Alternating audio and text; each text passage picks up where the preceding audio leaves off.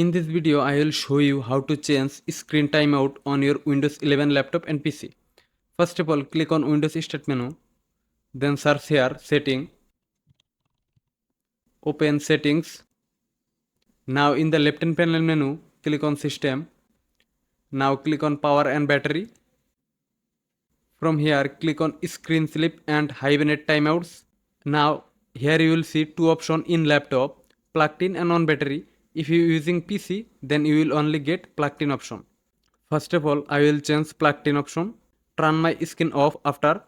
Here as you see, 5-minute default time set. I will change this to 2 minutes. Make my device sleep after. Here is 5 minutes. I will set this one is 3 minutes. Now on battery, I will also set it 2 minutes and 3 minutes. In this way, you can change screen timeout on your Windows laptop and PC. If you found this video helpful, don't forget to subscribe our channel. See you in the next video.